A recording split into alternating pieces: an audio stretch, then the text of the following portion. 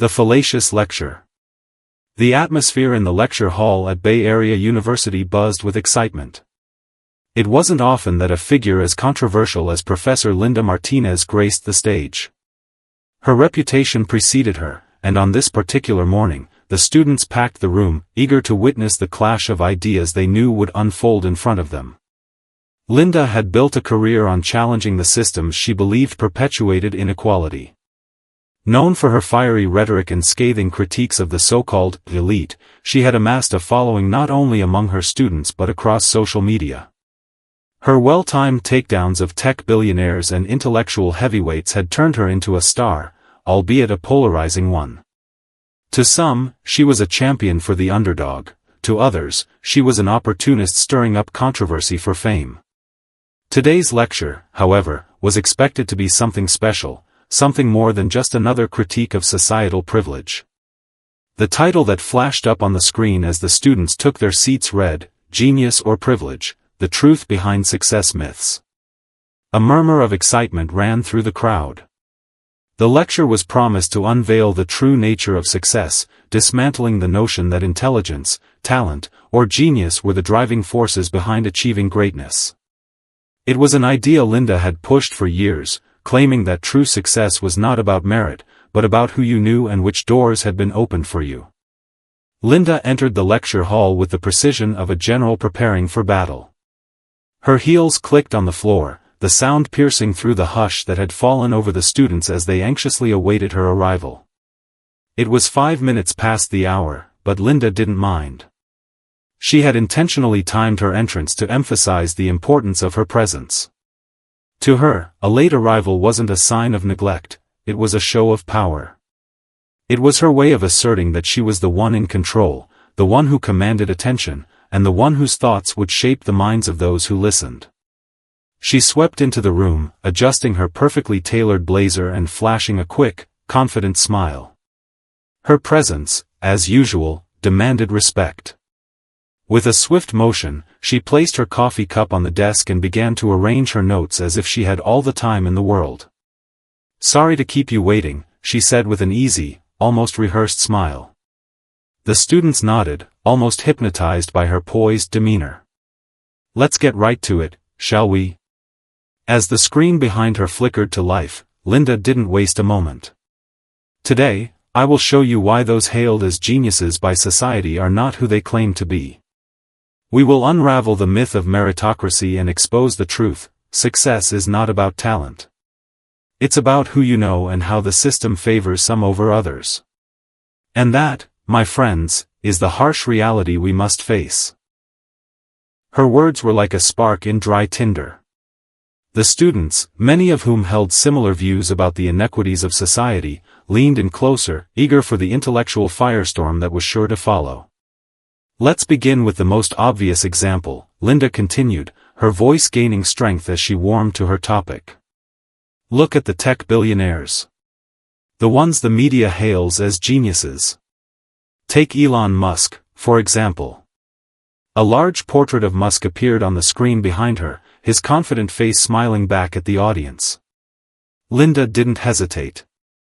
Musk didn't create something revolutionary. He didn't build Tesla out of some stroke of genius. He built his empire on the backs of workers who received little in return for their labor. And more importantly, he was born into privilege. His father was a wealthy engineer who supported him financially. His rise was not a product of brilliance, but of connections, wealth, and opportunity. The students, many of whom had heard Linda's take on this issue before, nodded in agreement. They had heard it all: how privilege shaped success, how those born into wealth were given opportunities that others would never have. But today, Linda promised them, she would go further. She would deconstruct the very idea of genius itself. The idea that success is purely about individual talent is a dangerous myth, Linda continued, pacing slowly across the front of the room. We celebrate people like Musk as self-made, but what does that even mean? It's an illusion, a narrative designed to make us believe that anyone can rise to the top if they work hard enough. But that's not true. And I'm going to prove it to you. She paused for dramatic effect, letting the weight of her words sink in. The students were rapt, hanging on her every syllable, their minds racing with the implications of what she was saying.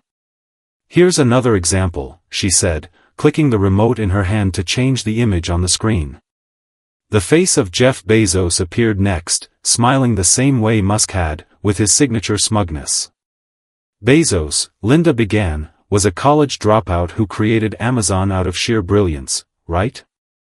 Wrong. Bezos had a major financial backer, his parents. They provided him with the capital to get started. And beyond that, his success wasn't just about his brainpower. It was about timing, privilege, and access to resources that the average person will never see. The students exchanged knowing glances, murmurs of agreement rippling through the room. Linda's arguments were powerful, and her evidence, as always, was compelling. She had a knack for speaking in ways that made you question everything you thought you knew. To the students, she wasn't just a professor, she was a voice of reason, the one who saw through the veil of false narratives that society had created. Linda was on a roll, and the lecture seemed to gain momentum with every word she spoke. She transitioned effortlessly from one example to the next: Mark Zuckerberg, Bill Gates, Steve Jobs, each name coming with its own tale of privilege, family support, and a little bit of luck. The overarching theme was always the same: genius, as society defined it, wasn't a result of individual brilliance, it was a byproduct of the system that favored the rich and connected. But amidst this intellectual storm, one figure remained silent. A janitor in his late 60s named Clarence had entered the room quietly, as he always did. He had a mop in hand and moved with the steady rhythm of someone who had done this job for years. He didn't belong in the spotlight. He wasn't a student or a professor. He was just there to do his work, to clean up after the minds who walked in and out of these lecture halls, the very minds that Linda Martinez claimed were the only ones capable of greatness. Clarence had been a part of the Bay Area University ecosystem for over 2 decades. To the students, he was invisible. He moved through the halls unnoticed, doing his job with quiet dedication. No one bothered to acknowledge him. To them, he was just another cog in the wheel, the janitor who made the space neat and tidy so they could carry on with their academic lives. But what they didn't know was that Clarence had been a gifted mathematician in his youth. He had attended some of the best schools in the country, excelling in areas most people couldn't comprehend. His mind had been sharp, brilliant, even. However, life had forced him to abandon his studies when a series of unfortunate events led to a series of difficult choices. A family to support, bills to pay, and the crushing reality of financial strain led Clarence to step away from the world of academia. He took on the job as a janitor, but never stopped thinking, never stopped solving equations in his head. Today, as Linda spoke about the supposed superiority of those hailed as geniuses, Clarence couldn't help but feel a quiet discomfort. She was right, in part. Many of the so-called geniuses of the world had indeed used privilege as a stepping stone. But there was another truth she was overlooking: genius wasn't confined to the boardrooms or the ivory towers of academia. It was everywhere. In every street, in every corner of the world, there were minds like his, unseen, unheard, and underappreciated. As Linda continued to speak, Clarence moved quietly to the back of the room, where he would begin his cleaning routine. The lecture, for all its intellectual fire, would soon meet an unexpected interruption. But for now, Clarence simply watched, his quiet gaze studying the professor as she prattled on, unaware that a far greater intellect sat just a few feet behind her, waiting for the right moment to reveal itself, the silent witness. The buzz in the room continued, a hum of eager minds soaking up Linda's every word. The students were enraptured by her narrative, eager to adopt the lens she was providing, to see the world through the skewed but compelling prism she offered. Linda's arguments were powerful and persuasive, resonating deeply with the crowd. It was a familiar tune for most of them, one that they had heard before in various forms, but today it had an added weight, a new urgency. There was something in her voice, a palpable energy that convinced her audience that they were on the verge of something revolutionary. And yet, amidst all the academic fervor and intellectual excitement, one figure sat quietly in the back of the room, unobtrusive and seemingly insignificant. Clarence, the janitor, was cleaning the corners of the lecture hall, mopping the floors with the steady rhythm of someone who had long ago mastered the choreography of his tasks. His presence was almost invisible to the students, who had long since stopped noticing him or acknowledging his quiet existence. But Clarence wasn't just another anonymous figure in the background. His mind, though hidden away, was as sharp as any professor's. It had been honed through years of intense study, even if it had been buried beneath the grind of daily work and the responsibilities of a life that had taken unexpected turns. He had once been a rising star in the world of mathematics, his potential recognized early on by his mentors, but life's pressures had forced him to abandon that path. The dreams of solving the world's most complex problems had slipped away, replaced by the necessity of earning a living. But that didn't mean Clarence had lost his genius. Far from it. As Linda continued her tirade against the myths of meritocracy, Clarence's mind was elsewhere, recalling a time when he could solve problems with ease, when mathematical equations felt like puzzles waiting to be pieced together. It was a skill he had never truly abandoned. In fact, it had been a constant companion throughout his years of work at Bay Area University. Between cleaning classrooms, scrubbing floors, and hauling trash, he had often found himself mentally solving the problems and equations that Linda now presented so confidently to her students. The disparity between the two worlds couldn't have been more stark. Linda was telling the students that success was a result of privilege, not intelligence, and yet, here she was, unknowingly speaking in the very presence of someone whose intellect far surpassed her own. Clarence had no desire for fame, no need for recognition. He wasn't interested in tearing down the system the way Linda did. He had long ago accepted that genius wasn't something that had to be acknowledged by others to be real. It existed in the quiet spaces that people like Linda, consumed by their own self-importance, never bothered to look. It was almost comical, the way she strutted around, so sure of her own ideas, so confident in her ability to dismiss others. Clarence knew better. He had seen firsthand how privilege shaped the world, but he also knew that genius, true genius, couldn't be confined to a narrative of privilege alone. It lived in every corner of society, in every unspoken moment, and sometimes, it arose from the humblest places. As Linda turned her attention to another set of tech moguls, continuing to weave her narrative about privilege and inequality, Clarence began to grow restless. It wasn't just that he disagreed with her, in some respects, he understood the point she was making. But there was something else, something deeper, that made him feel uneasy. It was her utter disregard for the fact that brilliance could manifest in anyone, regardless of their background.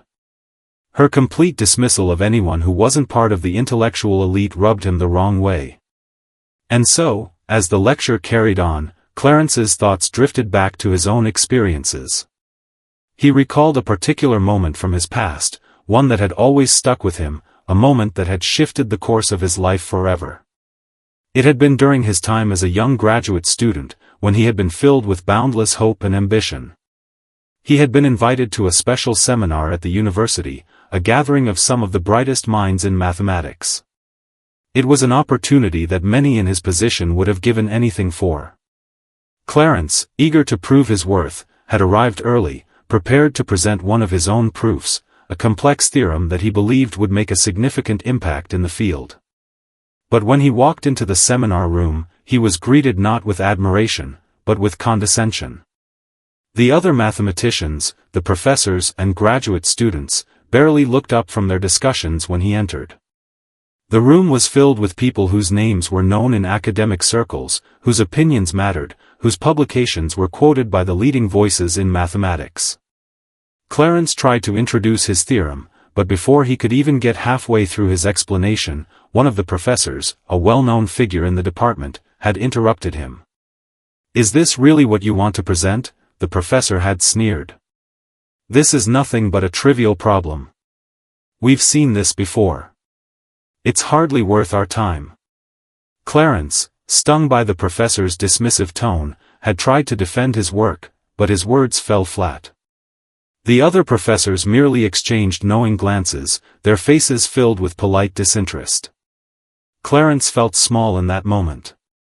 He had been confident before he walked in, but now, he felt utterly insignificant. His proof wasn't recognized as groundbreaking, and it was brushed aside as if it were nothing more than a passing thought. The feeling of humiliation had been overwhelming. That day, Clarence left the seminar early, determined never to put himself in such a position again. The world of academia, with its high expectations and rigid hierarchies, had made it clear that someone like him, someone without the right connections or the proper pedigree, would never be able to break through. So, he let go of his dreams of academic greatness and instead focused on providing for his family, finding work as a janitor at Bay Area University. But even now, as he mopped the floors of lecture halls, his mind never stopped working. It was in moments like this, quiet, solitary moments, when Clarence could think freely, when he could solve equations in his head without the distractions of the world outside. He wasn't bound by the rules of academia anymore. He was free to think, free to explore new ideas, and free to revisit old ones. And sometimes, just sometimes, he would wonder what his life might have been like had he not been so easily dismissed. But today, something was different.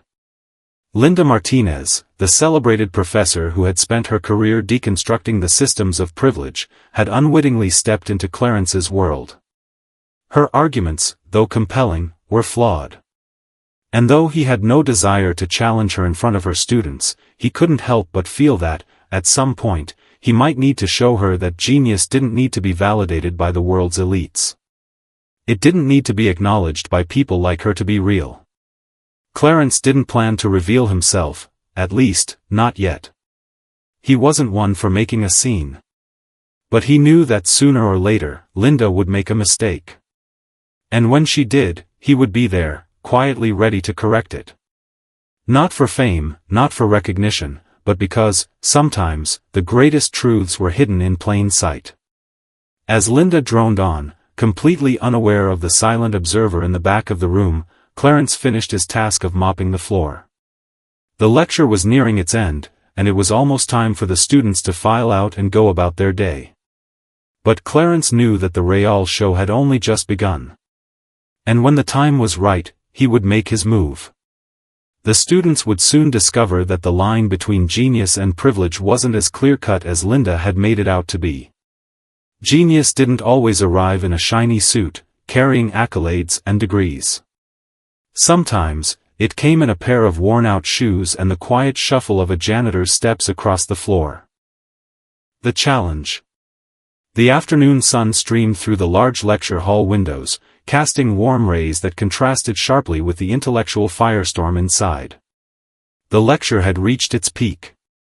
Linda Martinez stood at the front, her glasses perched on her nose and her voice rising with passion. She was now deep into the heart of her argument, the myth of the meritocracy and how societal structures often favored the privileged, drowning out the voices of those who truly deserved recognition. Her hands gestured broadly as she outlined the various ways that privilege worked its way into academic, social, and economic systems. To her audience, her words were an elegant combination of critique and empowerment, and many students nodded in agreement, eager to buy into her analysis of the world. Linda's point seemed simple: privilege masked true talent, and the real geniuses were often overlooked, forgotten, or underestimated by the system. She cited examples of tech moguls, celebrities, and famous academics, all of whom had been heralded as icons of genius despite the obvious advantages their social status had provided. Throughout the lecture, Clarence continued his quiet work in the background. He had been cleaning and organizing the classroom since the beginning of Linda's talk, but his mind had never strayed far from her words. His feelings were mixed. On one hand, he understood the frustrations Linda spoke about, the inequalities of the world, the systemic issues that created a barrier between the deserving and the fortunate. Clarence had lived through it all, had felt the sting of being dismissed, overlooked, and discarded. But on the other hand, he had witnessed the power of resilience and the quiet ways in which genius could rise above the noise of privilege. He had seen the stories of people who, against all odds, had achieved greatness not because they were given a leg up, but because they worked tirelessly, even when no one was watching. It was something he knew in his bones, something he had experienced firsthand when he was a promising student. He had been told time and time again that his background would be a barrier, but it didn't stop him from mastering mathematics, even if his path had been interrupted by the crushing demands of life. Linda's lecture reached a crescendo as she introduced the idea of earned success, the narrative that people who achieved greatness did so through their own hard work and merit alone.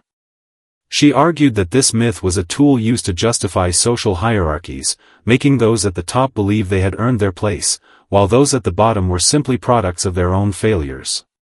Clarence couldn't help but scoff at the irony. Here was Linda, the very embodiment of privilege, standing in front of a room full of students, lecturing them about how success was unfairly distributed, all while ignoring the quiet, unnoticed brilliance that existed right under her nose. Many of the so-called geniuses we celebrate today, Linda said, her voice becoming more intense, have never had to face the harsh realities of life that so many of us have. They've been handed opportunities, connections, and resources that give them an advantage from the very start. It's time to stop worshipping the myth of earned success, she concluded, and start acknowledging the systems that create these disparities. The room erupted into applause. The students were caught up in the fervor of the moment, excited by the intellectual revolution Linda seemed to promise. They felt enlightened, as if they had unlocked some secret truth about the world, a truth that would guide them as they navigated the complexities of their own lives. Linda beamed, her eyes scanning the room as she soaked in the validation.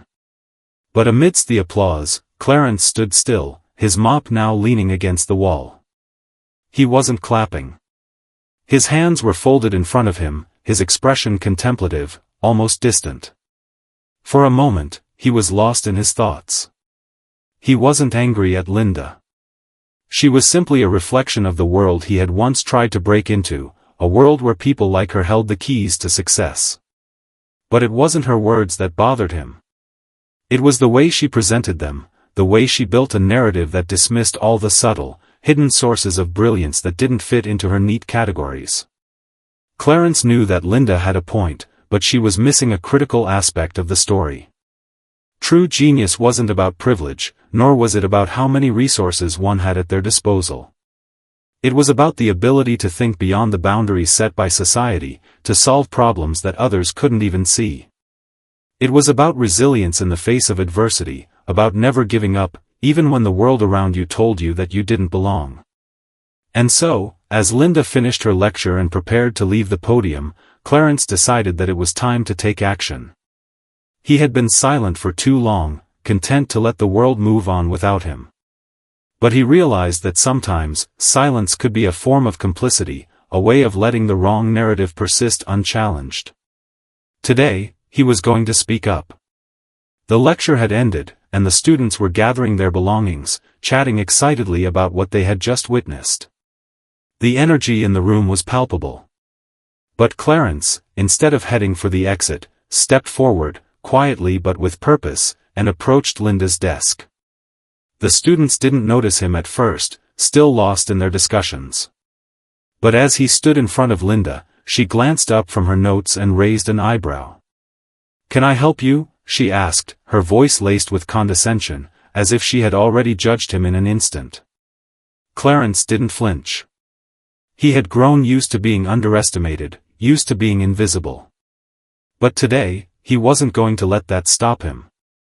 He took a deep breath and spoke. "I couldn't help but overhear your lecture," he began, his voice calm but firm. "You're right about some things, Professor. The world does create systems that favor certain people over others. But I think you're missing something important." Linda tilted her head, her expression a mixture of curiosity and skepticism. She adjusted her glasses, clearly not accustomed to someone interrupting her flow. "And what might that be?" she asked, her tone polite but dismissive.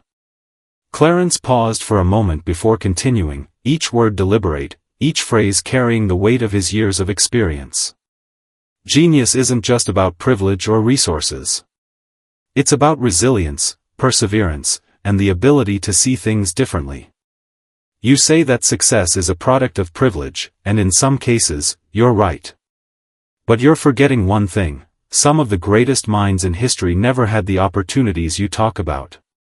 And they still found ways to create, to solve, to innovate. Linda's smile faltered for a split second. She wasn't used to being challenged, especially not by someone like Clarence. But she recovered quickly, her professional facade snapping back into place.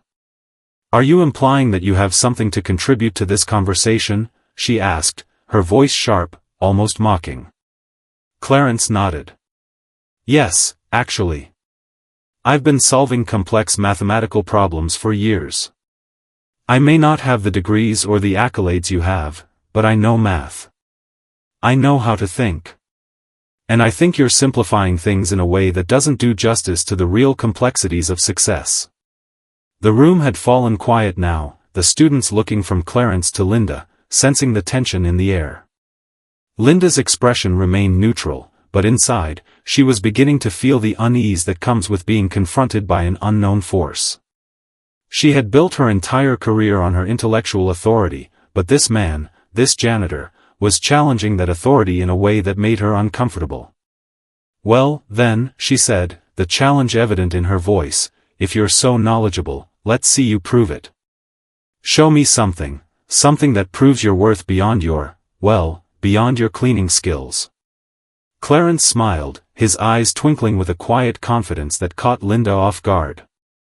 He walked to the chalkboard at the front of the room, grabbed a piece of chalk, and wrote a complex equation. It was a problem Linda had seen before, but never solved. She had always considered it unsolvable, a mathematical enigma that was more of a theoretical exercise than something that could be practically applied. Clarence began to work through the equation with a fluidity that stunned the students. He made it look easy, tracing the steps with the kind of grace that only someone truly comfortable with the subject could achieve. As he wrote, he explained his process, his thoughts flowing smoothly as if he were speaking about the weather rather than a problem that had baffled some of the brightest minds in academia. Linda watched in silence, her earlier confidence slowly crumbling. The students, too, were in awe, unable to take their eyes off the chalkboard. When Clarence finished, he turned to face the room. The problem, which Linda had once considered unsolvable, was now complete. It was as if he had unlocked a secret that no one had even known existed. The room was still. Not a single sound broke the silence. Linda's mouth hung open, her earlier bravado completely gone. The students, who had once looked up to her as the pinnacle of intellectual authority, were now looking at Clarence with newfound respect. "I think I've proved my point," Clarence said, his voice quiet but filled with quiet triumph. "Genius doesn't need to be recognized by those in power. Sometimes, it's hidden in plain sight." Linda stood frozen, her mind racing. How could she have been so blind? How could she have so completely missed the brilliance standing before her? For the first time in her life, Linda Martinez was speechless at the humbling truth. The room remained still for a long, drawn-out moment, as if time itself had frozen in place. Clarence stood before the chalkboard, his expression calm but knowing, his words resonating in the minds of the students around him. Linda, who had spent her entire career positioning herself as the arbiter of intellect, stood frozen at the front of the classroom, her carefully constructed image of academic superiority crumbling before her eyes. The students, who had once eagerly awaited her every word, now shifted their gaze to Clarence with a new sense of respect, admiration, and, perhaps most importantly, curiosity. It was clear now that Linda had underestimated Clarence. She had dismissed him as nothing more than a janitor, a nameless figure who swept the floors and emptied the trash in the halls of Bay Area University. But in that moment, Clarence had not only proven her wrong, he had shown the entire room that true genius could not be measured by degrees or accolades, but by the depth of understanding and the ability to solve problems that others couldn't even begin to fathom. The silence was broken by the sound of footsteps. A student, emboldened by the sudden shift in power dynamics, broke the tension by stepping forward. It was a young woman named Sarah, who had been sitting near the back of the room, quietly observing everything unfold. She raised her hand slowly, her voice tentative but determined. "Professor Martinez," Sarah said, her words hesitant at first, but gaining strength with each syllable, I think Clarence is right. You've spent so much time telling us about privilege and the way it distorts success, but I think you've missed the real point. Genius doesn't come from the system. It comes from the person, from their passion and dedication. Linda blinked, her gaze shifting between Sarah and Clarence.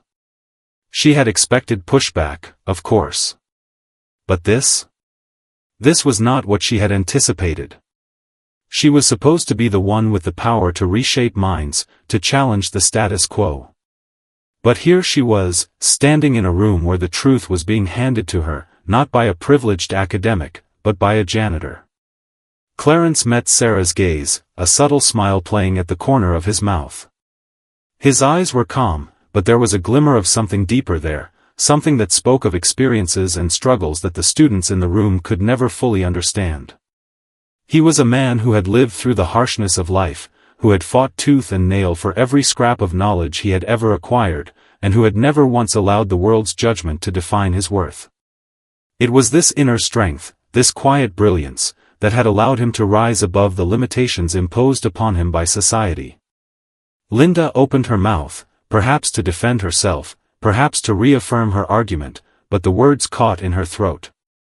She had spent years crafting a persona, one that relied on her intellect, her authority, and her position in academia. But now, faced with the undeniable truth that she had been wrong, she found herself at a loss for words. Clarence took a step forward, his voice steady but filled with a quiet power. "Professor Martinez," he began, his tone even but firm, "it's not enough to challenge the system or point out its flaws. We need to change the narrative. We need to stop pretending that intelligence is something that can only be cultivated in ivory towers. Genius is not confined to the walls of a university or the pages of a textbook. It's in every corner of the world, in the lives of people you might never notice." Linda's eyes widened as his words sank in. She had spent her entire career railing against the systems that she believed perpetuated inequality, but in doing so, she had failed to see the very people who had been left behind by the same system. She had failed to acknowledge the everyday genius of those who were often ignored or written off. And now, standing before Clarence, she realized that in her quest to expose the failures of the system, she had become part of the problem. The students, who had been listening intently, exchanged glances. They had come to hear Linda's theories about success and privilege, but now, they were hearing something far more profound. They were hearing a message about the power of resilience, the importance of seeing beyond societal labels, and the need to embrace the potential in everyone, no matter their background. "Clarence," Sarah said, her voice trembling slightly with emotion, "that was amazing. I never would have thought that, I never would have thought that someone like you would have such a deep understanding of mathematics. You've shown us all something we didn't even realize we were missing." Clarence turned to Sarah and nodded slowly, a slight smile on his face. "It's not about being someone like me," he replied.